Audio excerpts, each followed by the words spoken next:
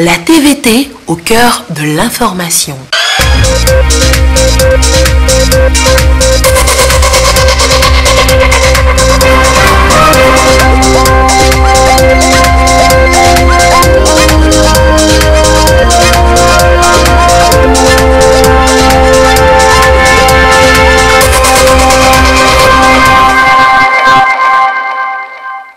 Bonsoir madame, bonsoir monsieur, voici d'abord les titres de ce journal. Séjour du chef de l'État et président en exercice de la CEDEAO à Freetown en Sierra Leone, Faure Gnassingbé a pris part à l'investiture du nouveau président sierra-léonais Julius Maada Bio, élu le 31 mars dernier avec 51,81% des voix. Les précisions à suivre en début de journal. Ouverture prochaine de l'Institut Confucius à Kara, tout est prêt pour cette décentralisation de l'apprentissage de la langue et de la culture chinoise. On en parlera aussi et dans quelques instants. Et puis le grand rendez-vous des inventeurs et des bricoleurs, la Lomé Mini Maker Fair, c'était hier samedi. Petits et grands arrivés de divers coins du monde ont pris plaisir à apprendre pour certains et pour d'autres à partager leur savoir. Voilà donc pour les principaux titres. Merci de suivre ce journal. C'est dans un stade noir de monde que le chef de l'État, Faure Gnassingbé, président en exercice de la CEDEAO, a assisté ce samedi à l'investiture du nouveau président sierra-léonais, Julius Maada Bio.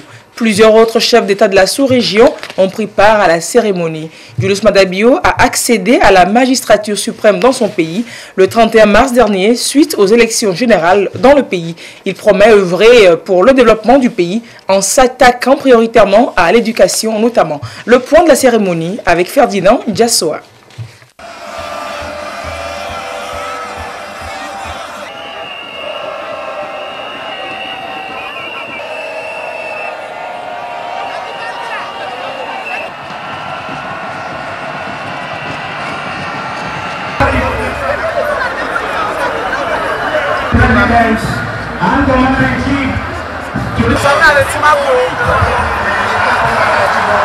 Élu à la magistrature suprême au premier tour de la présidentielle tenue le 31 mars dernier avec 51,81% des voix, Julius Maada Bio, 53 ans, ancien militaire, a solennellement été investi samedi à Freetown devant ses pairs de la sous-région au rang desquels le chef de l'État, Faure Gnassingbé, président en exercice de la CEDEAO.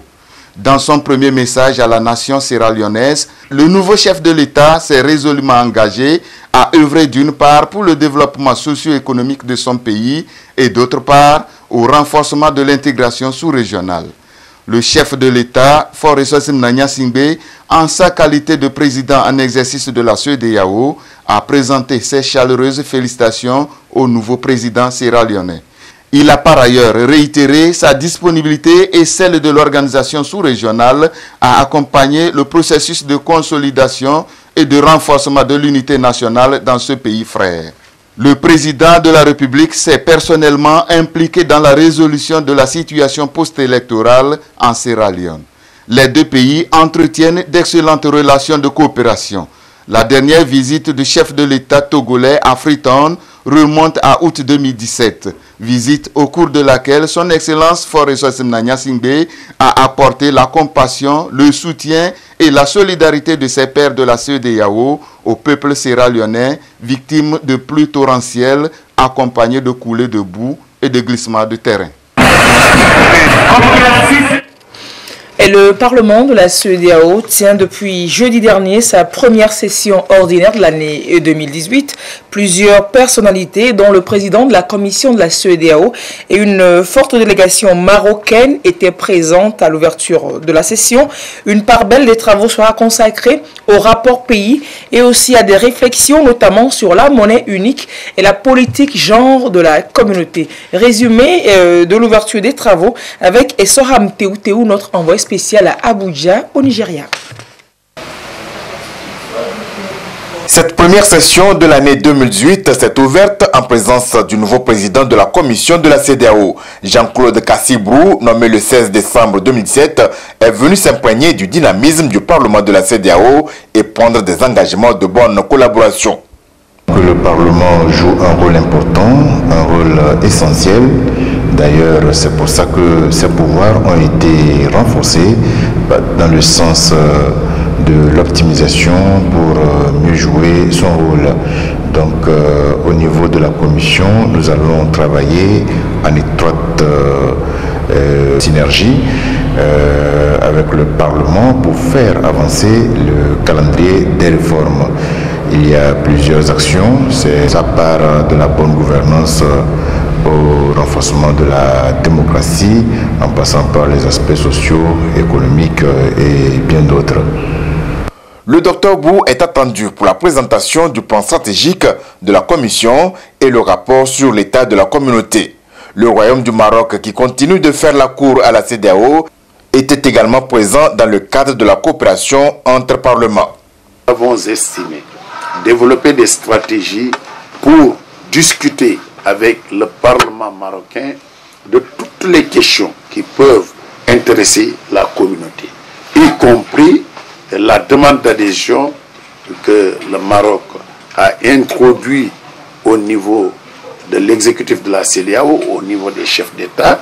Nous avons notre mot à dire, nous devons en discuter, c'est la raison et le sens qu'il faut donner à cette invitation.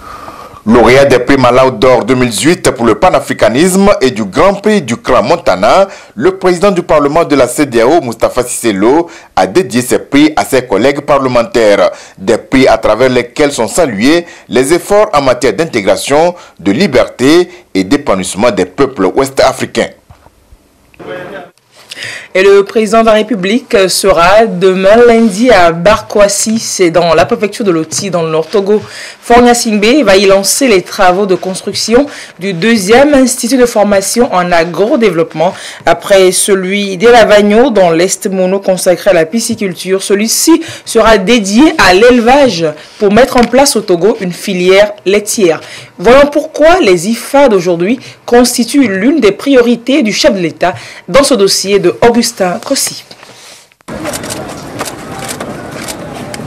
Pour la construction des instituts de formation pour l'agrodéveloppement IFAD au Togo, les choses se précisent et les pierres se mettent progressivement en place. Et c'est pour créer des filières de formation liées au métier de l'élevage. Le Togo dit oui et mesure l'ampleur des actions à mener. Il s'agit de mettre en place une filière de formation pour les métiers de l'élevage des bovins laitiers, des petits ruminants, des volailles, des porcins ainsi que l'aquaculture. Les jeunes vont désormais bénéficier d'une formation qualifiante qui leur permettra à la sortie des centres d'être capables de créer leur propre exploitation et surtout entrer dans une démarche de transformation et de commercialisation. Les premières pierres du premier de ces instituts ont été posées à Elavagno dans l'Est Mono en décembre dernier par le président de la République. Il est dédié à l'aquaculture et l'ouverture du centre est prévue pour la rentrée scolaire prochaine. La finalité est de participer activement au développement de la filière.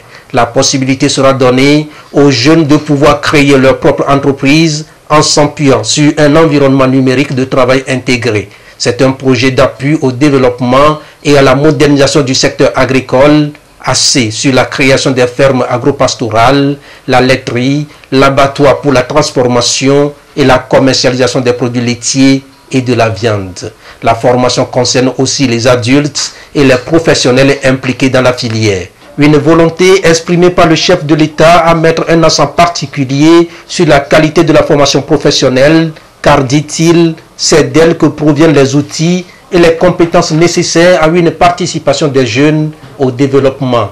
De nouveaux IFAD vont être créés, a-t-il déclaré lors de son message à la nation le 3 janvier dernier dans les domaines de l'agriculture, de la logistique, du bâtiment des transports, de même que le numérique et la formation des jeunes.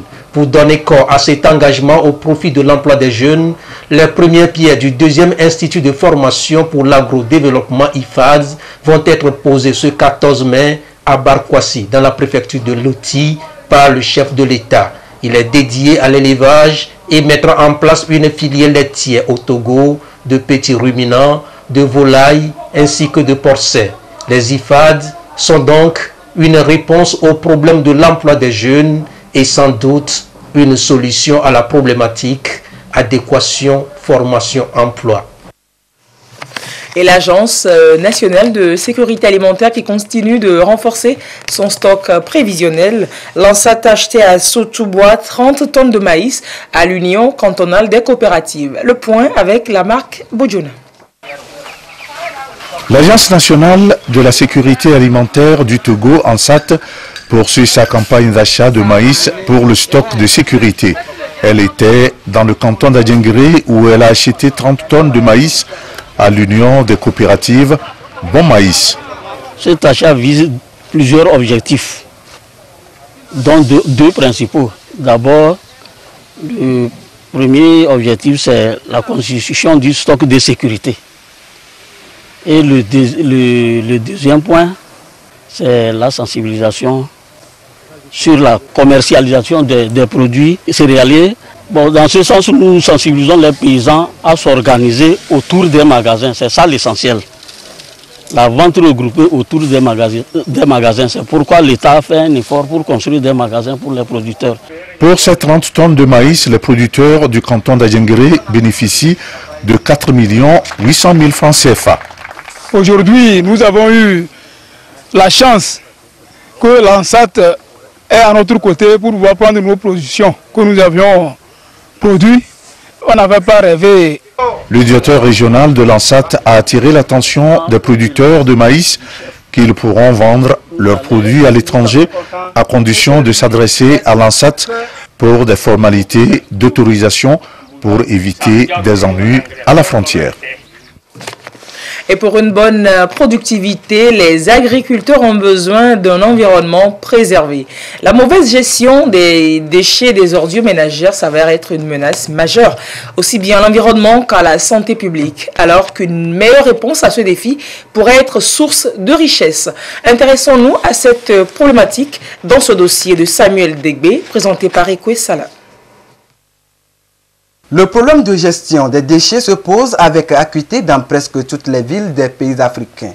Le sujet préoccupe plus d'un puisque leur gestion devient de plus en plus difficile et les modes de destruction sont dans la plupart des cas non autorisés, créant ainsi des problèmes de santé publique. Ce qui est malheureux, c'est que nous considérons que les déchets sont des choses banales.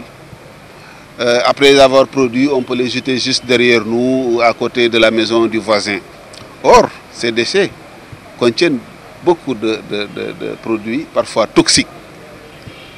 Ou alors, la pratique qu'on fait de ces déchets peut générer des éléments toxiques. C'est que les déchets ménagers sont souvent mélangés avec des déchets industriels ou avec des matières comme les plastiques. Et on les brûle. On les brûle à côté de nos maisons. Vous émettez ce qu'on appelle les polluants organiques persistants, non intentionnels, qui sont des produits cancérigènes. Et c'est ce que nous respirons. C'est ça qui va dans l'air, c'est ça qui pollue notre air.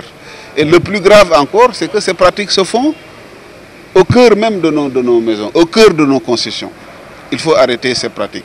Chaque année au Togo, par exemple, 250 000 tonnes de déchets ménagers sont produits par les habitants du Grand Lomé. La bonne gestion des déchets s'impose aujourd'hui comme la solution pouvant contribuer à la préservation de l'environnement et à l'amélioration de la santé des populations. Il ne faut pas considérer les déchets seulement comme des choses inutiles. Mais aujourd'hui, la science, la technologie a montré qu'on peut tirer un grand profit dans la valorisation de ces déchets. Et la science, la technologie ont également prouvé que beaucoup de types de déchets sont valorisés. Les déchets plastiques sont valorisés, les déchets métalliques sont valorisés, le verre est valorisé. Il y a énormément de flux de déchets qui peuvent être valorisés et surtout constituer une niche importante de création d'emplois pour les jeunes. Les autorités togolaises ont bien compris l'importance de la valorisation des déchets. Cela se traduit par plusieurs initiatives, notamment la mise en place de l'ANASAP, Agence nationale d'assainissement et de salubrité publique, et du centre d'enfouissement technique des déchets à Akepe, inauguré par le chef de l'État le 25 avril dernier.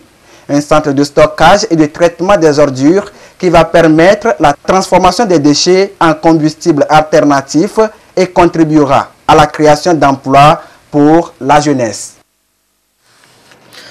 L'ASCAP, voilà un mécanisme public qui s'est accentué notamment sur la promotion de l'emploi et plus généralement sur l'accompagnement des populations dans la réalisation de projets de développement. On en fait le bilan par région quelques mois après la fin de son exécution. Ainsi, la région des Plateaux a examiné le rapport d'exécution pour l'année 2016. On voit cela avec Sylvain Abouzou. À vous tous, acteurs régionaux de développement. Ils sont les acteurs impliqués dans la mise en œuvre de la stratégie de croissance accélérée et de promotion de l'emploi SCAP pour le compte de la région des Plateaux. À cette rencontre, il s'agit pour eux d'examiner le rapport de suivi-évaluation de 2016 qui a touché du doigt nombre de secteurs, notamment la santé, l'éducation, l'emploi des jeunes, infrastructures et l'agriculture, dans la perspective de voir ce qui est fait, relever les contraintes pour ainsi procéder à sa validation. C'est d'abord de revoir un peu le rapport qui a été élaboré avec la contribution de l'ensemble des acteurs de la région, voir si au niveau de la direction régionale, nous avons pu compiler correctement le document, l'examiner, le valider et en même temps procéder à valider le chronogramme d'élaboration du rapport 2017. Ce rapport 2016, une fois validé, va servir d'alternative pour amorcer celui de 2017, destiné à une meilleure construction du plan national de développement PND en cours d'élaboration et envisagé pour les 5 prochaines années, c'est-à-dire de 2018 à 2022. Ce plan ambitionne de transformer de façon structurelle l'économie pour une croissance forte, durable, visant à améliorer le bien-être social des populations. Et vous avez fait vos études supérieures à Dakar, à l'université de Dakar précisément. La fondation Cheikh Anta Diop vous appelle. Elle est en tournée internationale pour mettre en place un réseau de cadres issus de cette université. La fondation a rencontré dans cette optique hier samedi à Lomé l'association des anciens étudiants et stagiaires togolais de la dite institution. Compte rendu, Fafa d'Almeida, Carmen Madjé à Kakou. Les anciens étudiants togolais diplômés de l'université de Dakar ensemble pour contribuer au rayonnement de cette université, la toute première d'Afrique noire francophone. De grandes personnalités qui ont d'une manière ou d'une autre contribué au développement du Togo sont sorties de l'université de Dakar. Elles sont aujourd'hui reconnaissantes et se disent prêtes à œuvrer pour que cette université demeure une référence en Afrique. Que l'université Cheikh Anta Diop est d'utilité sous-régionale. Là-bas sont rassemblées des spécialités que nous ne retrouvons pas dans nos universités. Faut-il laisser l'université Cheikh Anta Diop comme ça? Non. Il faut continuer à former des élites qui viendront renforcer ici les compétences. Il faut que si on crée cette fondation Cheikh Anta Diop, il puisse bénéficier d'une bourse qui permettrait à un étudiant qui quitte Lomé d'aller faire des études avec une bourse à Dakar sans se soucier de sa nationalité. Et je crois que c'est l'objectif à atteindre. Il faut que nous puissions retrouver notre entrain, notre envie d'être africain, notre sentiment panafricain. Il faut que ce sentiment revienne pour que vive l'Afrique. Depuis 2009, tous les étudiants de l'université de Dakar, dénommée aujourd'hui Université Cheikh Anta Diop, UCAD, se sont retrouvés pour mettre en place une fondation. Les premiers responsables de cette fondation font une tournée dans les différentes villes africaines pour sensibiliser les anciens étudiants afin qu'ils puissent effectivement participer aux activités de cette fondation. Je suis venue à Lomé pour rencontrer les anciens de Dakar, pour pouvoir avec eux mettre en place l'antenne nationale donc du réseau des alumni de Dakar. Ceux qui sont là, les générations 50, 60, 70, 80, ils ont connu l'université de Dakar Fan. Après eux, les plus jeunes ont connu l'université Cheikh Anta Diop de Dakar. Et donc ce sont les anciens de l'université de Dakar et les anciens de l'université Cheikh Anta Diop de Dakar que nous voulons réunir pour mettre en place un réseau fort des diplômés de l'université. L'une des principales missions de la fondation Cheikh Anta Diop est de réunir tous les anciens étudiants de l'UCAD au sein d'un même creuset pour baliser la voie à la réalisation de l'intégration africaine. Une grande rencontre est à cet effet prévue le 26 novembre prochain à Dakar. Et toujours dans le monde universitaire, la semaine du partenariat du groupe BK-IAEC a pris fin samedi. Les partenaires ont été conviés à un cocktail dans la soirée, une manière pour les responsables de l'IAEC de leur témoigner leur gratitude pour leur participation et leur contribution à une éducation de qualité. Engagement qui permet d'ailleurs aux étudiants issus de cette école d'être performants sur le marché de l'emploi. Marie-Reine Abata, Viviane Nsouvi avec Ekwe Salah. Partenaires, étudiants et personnels de l'Institut africain d'administration et d'études commerciales autour d'un dîner. Un rendez-vous d'expression d'amitié, d'échanges académiques et culturels entre le Togo et le Maroc. Nous avons discuté bien sûr de beaucoup de projets de partenariat, j'en citerai quelques-uns. Nous allons échanger dans tout ce qui se rapporte aux aspects culturels et académiques entre les deux groupes, le groupe BK et le groupe PIMT. Nous allons aussi avoir des échanges académiques et culturels avec les États-Unis, par groupe bien sûr homogène, et des étudiants togolais et des étudiants marocains, et bien sûr des échanges de compétences comme les corps professoral ou administratifs. Ce séjour nous a permis de connaître le peuple togolais, de connaître mieux le groupe BK avec qui nous avons signé une convention de partenariat pour qu'ils puissent délivrer des diplômes américains sur place, donc pour qu'ils puissent délivrer des bachelors dans plusieurs spécialités, des masters et des doctorats. Et nous espérons revenir, bien sûr, pour encore plus concrétiser tout cela. Une semaine de partenariat au cours de laquelle plusieurs communications ont enrichi le bagage intellectuel des bénéficiaires. L'initiative se veut pérenne pour donner plus de chances aux étudiants d'explorer les différents systèmes d'enseignement supérieur. Nos objectifs sont atteints. Nous avons pu mettre en œuvre dans un premier temps déjà comment le partenariat va se faire, et nous sommes contents de pouvoir offrir à nos étudiants de nouvelles offres de formation et surtout de pouvoir leur permettre d'avoir des diplômes marocains et américains et français et même chinois tout en restant sur le sol togolais. Ils ont aussi la possibilité de commencer les études ici et de pouvoir les terminer soit au Maroc, en France ou en Chine et même aux États-Unis. Notre offre de formation correspond déjà à ce qu'ils font sur place. Nous avons étudié nos programmes, nous les avons harmonisés de telle sorte que les étudiants qui ont leurs cours ici aient les mêmes cours qu'au Maroc et aux États-Unis.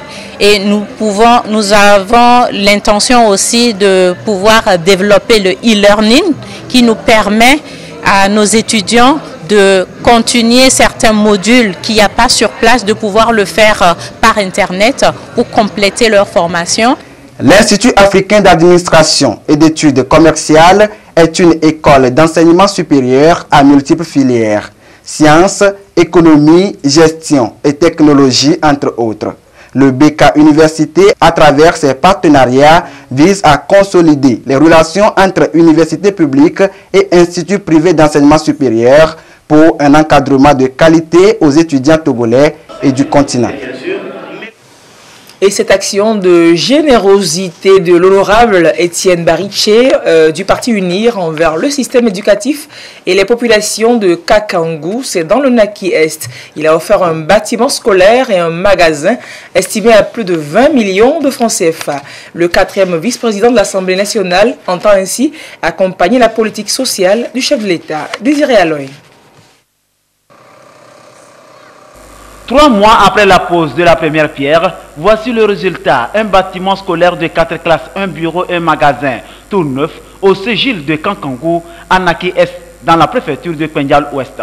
Un besoin pressant, aujourd'hui matérialisé, pour répondre aux préoccupations des élèves, du corps enseignant et la population de Kankangou. C'est une très grande joie pour nous, population de Kankangou. Les enfants étaient exposés aux intempéries.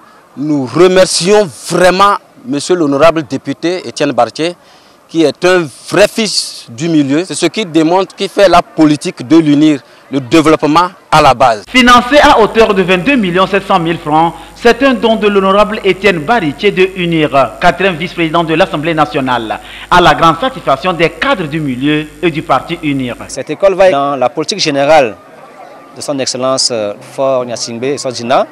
Cette école est un pas qui invite tous les cadres du milieu et d'ailleurs d'emboîter le pas aux députés pour faire davantage, mieux, ici ou ailleurs, et que cette école également fasse jaillir des cadres. Notre parti UNIR, sa priorité, c'est le développement. Et qui parle de développement, parle toujours des arts sociaux. Donc c'est notre priorité, c'est la priorité du parti UNIR. C'est la ligne droite du chef de l'État, le président du parti, Faure Gnassingbé. C'est un sentiment de satisfaction pour le député UNIR. Une infrastructure à la base pour accompagner le chef de l'État, président du parti UNIR, dans son plan d'action sociale. Un joyau qui vient à coup sûr faire évoluer les résultats scolaires. Le chef de l'État nous apprend tous les jours qu'on ne saurait se développer sans infrastructure. Il nous apprend tous les jours que la politique se fait dorénavant par les actes. Et moi, je suis cette ligne directrice. Et voilà pourquoi je me suis résolument engagé à participer à la réalisation d'infrastructures de base en vue de promouvoir le développement que le pays attend tant. Et donc c'est une grande satisfaction pour moi d'offrir ce jour ce bâtiment scolaire à cette communauté de Kankangou, communauté dont les enfants devaient parcourir des kilomètres avant d'aller s'instruire. Et ceci était un grand facteur d'abandon scolaire. C'est aussi pour moi l'occasion de rappeler à mes parents que le pays ne saurait se développer sans la paix, que le pays ne saurait se développer sans la stabilité politique. Et mes populations m'ont rassuré. La seule politique qui vaille, c'est la politique du parti uni. Et le seul dirigeant qui les rassure, c'est son Excellence le Président Faure. Nous savions que nous ne doutions pas de leur engagement, ils l'ont toujours réaffirmé. Belle initiative pour le député UNIR, un projet tourné vers la formation des jeunes, l'avenir de demain, occasion de sensibiliser les populations sur le civisme, la citoyenneté et la culture de la paix. Il a appelé tous à se mobiliser et soutenir le chef de l'État, le président Faure Gnassingbé, très attaché au bien-être des populations togolaises. Et si vous êtes dans la partie nord du Togo et vous voulez apprendre la langue et la culture chinoise, vous serez servi à l'université de Kara qui accueille l'Institut Confucius. Les responsables de l'Institut, ceux de l'université de Kara et les autorités préfectorales se sont retrouvés pour finaliser les dispositions d'ouverture de l'école. Nestor Mouzou nous en parle. Il sera possible dans quelques mois d'apprendre le mandarin, la langue la plus parlée en Chine, à l'université de Kara. C'est l'Institut Confucius de l'université de Lomé qui va assurer l'enseignement. Tout est fait prêt et cette rencontre constitue le lancement des activités de l'antenne de Kara de l'Institut Confucius.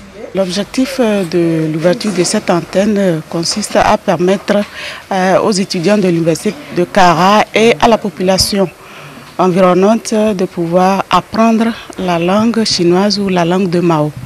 Et ensuite, il y a d'autres objectifs qui accompagnent cette ouverture, surtout pour la jeunesse.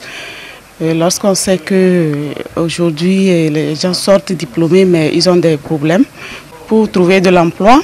Donc, avec l'apprentissage du chinois, ça leur permettra de trouver des emplois dans les entreprises chinoises. L'ouverture de l'antenne de l'Institut Confucius à l'université de Kara confirme la volonté de cette université de diversifier ses offres de services à la communauté. Il s'agit d'un projet qui tient beaucoup à cœur le président. Il a beaucoup œuvré pour que l'ouverture de cette antenne de Confucius ait lieu à Kara et c'est ce qui se fait aujourd'hui. Donc ça rentre aussi dans le cadre de sa politique de faire de l'université de Kara une université pour tous. Nous avons échangé pour voir comment nous pouvons commencer, déjà par les cours, et comment nous pouvons aller progressivement vers la création d'un institut carrément à plein temps, comme à Lomé. C'est en 2009 que l'Institut Confucius a ouvert ses portes à Lomé. À ce jour, il a formé 25 000 étudiants. Pour son début à Kara, les inscriptions sont gratuites. Le vice-président de l'université de Kara, le professeur Adama Koda, et le préfet de la Koza, Badiba Oubakali, invitent les étudiants et même les non-étudiants à saisir cette occasion pour apprendre le chinois pour pouvoir avoir d'autres ouvertures à l'avenir. Et puis, belle performance à Millennium Microfinance L'institution a enregistré plus de 50 millions d'excédents pour le compte de l'année 2017. Ce chiffre ressort de l'Assemblée générale ordinaire tenue samedi à Lomé. Les dirigeants de la structure promettent avec cette marge des innovations pour plus impacter encore le marché. Des précisions avec Ekoé Salah. Une rencontre des membres et responsables de Millennium Microfinance pour évaluer les activités effectuées au cours de l'année précédente. Au vu et au su de tous, les rapports d'activité de l'année 2017 ont été présentés. Dépenses du personnel, finances, crédits, aucun détail n'a été ignoré. Et par rapport aux engagements pris par le comité d'administration en 2016, le bilan exercice 2017 est jugé satisfaisant au regard des objectifs atteints. L'exercice s'est clôturé avec un excédent qui est vraiment encourageant et que les membres ont vraiment apprécié. Et si nous voyons également l'encours de dépôt, notre encours de dépôt se chiffre aujourd'hui à près de 1,5 milliard. Et nous avons accordé plus de 1,5 milliard de crédits. Et ces crédits ont permis à nos membres de renforcer leur activité génératrice de revenus. Et en termes de membres, nous sommes passés de 17 000 membres à 20 000 membres pour ce qui concerne l'exercice 2017. Donc il faut dire que les impacts sont visibles et notre institution est créée pour faire l'impact. Ce satisfait-ci est à mettre à l'actif du dynamisme de l'équipe technique de l'institution financière. À cela s'ajoute la confiance et la fidélité des membres dans la cotisation et le remboursement des crédits. Au cours de l'année 2017, des innovations ont été apportées pour permettre au Millennium Microfinance de satisfaire au mieux sa clientèle. Aujourd'hui, avec un seul numéro de compte, avec un seul carnet, que vous avez votre compte au siège à Hébert ou à Didogomé, vous pouvez faire vos opérations sur tout le réseau de Millennium Microfinance avec un seul numéro de compte. Et vous avez également la possibilité de recevoir des SMS que nous appelons SMS Millennium à chaque opération. Il suffit de souscrire à cette opération et avoir aussi les menus relevés si vous voulez. Donc c'est la performance qu'on a essayé de faire en termes d'innovation, en termes de technologie pour l'année 2017. Maintenant, les années à venir, nous allons également essayer de s'approcher un peu plus de nos membres en termes d'ouverture d'agence pour pouvoir être proche de nos membres et réaliser la performance et réaliser le défi qui nous sont chers. L'apport des institutions de microfinance dans la réduction de la pauvreté est une réalité au Togo. C'est en cela que les responsables de Millennium Microfinance restent disposés à accompagner le système de digitalisation du FNFI en vue d'atteindre les zones les plus reculées sur l'ensemble du territoire national. À ce rendez-vous, une vingtaine de membres ont été honorés pour leur fidélité. Et je vous l'annonçais en titre, c'était hier samedi, toute la journée, la Lomé Mini Meca Fair. Un festival de créativité et d'invention, véritable rendez-vous de bricole et d'apprentissage pratique pour tout âge, c'en était à sa deuxième édition. Regardons avec Philippe Badier, Ulrich Amega et Ferdinand Diassoa. Près de 500 visiteurs ont pris part à cette deuxième édition de Lomé Mini Maker Fair, marquée également par 25 ateliers et la présence de 30 makers. C'est un festival de créativité, de sciences et de technologie initié par le MoLab Project de l'ambassade des États-Unis au Togo. Plusieurs jeux ont été organisés dans les domaines de la science, de la technologie, de l'ingénierie, de l'art et des mathématiques. Une manière de permettre aux enfants d'acquérir de l'expérience. L'idée, c'est de rassembler toutes les personnes qui ont un savoir-faire, qui bricolent. C'est vraiment l'atelier de ce qu'on appelle le DIY, do it yourself, c'est-à-dire faites-le vous-même pour justement essayer de trouver les solutions à tous les petits problèmes du quotidien.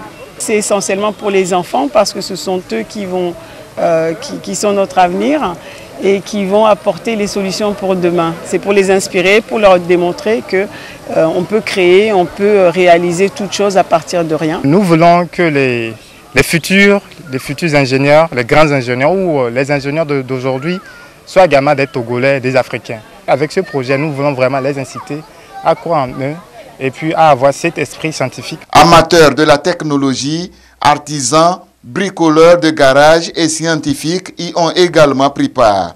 C'est un rendez-vous du donner et du recevoir avec un avantage certain pour les enfants. Donc nous avons la pile et puis le dynamo qui est ici. Donc pour réaliser les ventilos à la maison, vous prenez le fil là, vous placez ça ici. Et l'autre fil, vous venez le placer comme ça. Et puis ça commence à tourner. D'abord, il faut aller faire une sonnerie pour notre chambre et regarder faire et j'essaie de reproduire l'expérience. Je fais un vase à fleurs. Au début, j'avais fait une autre forme, mais j'ai décidé de changer. Molab est une initiative de jeunes Togolais qui appelle à encourager l'étude de la science et de la technologie dans l'éducation. Le projet est financé à hauteur de 16 millions de francs CFA par l'ambassade des États-Unis d'Amérique au Togo. Et puis sport football, après sa retraite, l'international sénégalais Souleymane Diawara se consacre à accompagner les jeunes talents du foot. Il était en visite à Lomé et il a organisé un match dénommé donc Trophée Souleymane Diawara. C'est un match qui a opposé Jeunesse en Mouvement à l'équipe du collectif des jeunes pour le développement. Le match avait pour but de tester les talents qui seront ensuite suivis et accompagnés par l'ancien professionnel. Le compte rendu avec Serge Tastom sur une voix de Carmen Madjé à Capou. La rencontre est dénommée Trophée Souleymane Diawara et le concept est tout simple. Il s'agit de réunir autour du ballon rond les jeunes talents et amoureux de ce sport fédérateur et rassembleur des communautés. Et l'initiative est portée par l'international footballeur sénégalais Souleymane Diawara. Ce match, qui s'inscrit dans ce contexte, oppose ici la jeunesse en mouvement JEM en jaune au collectif des jeunes pour le développement CJD en bleu-blanc. Un but partout au temps réglementaire. C'est donc au tir au but que le CJD remporte le trophée sur un score de 3 buts contre 2. Nous disons merci à Souleymane qui a pensé à nous, la jeunesse. Et puis nous disons merci aux organisateurs qui ont pensé à la jeunesse. Nous sommes émus d'avoir remporté ce trophée. Une fois encore, nous sommes contents. Nous allons célébrer la coupe et puis nous allons faire la fête. Mouiller le maillot est ce que sait faire le mieux Souleymane. Tour à tour, il a joué aux côtés des deux équipes, toujours au poste de défenseur. On sait qu'au Togo, il y a beaucoup de talent.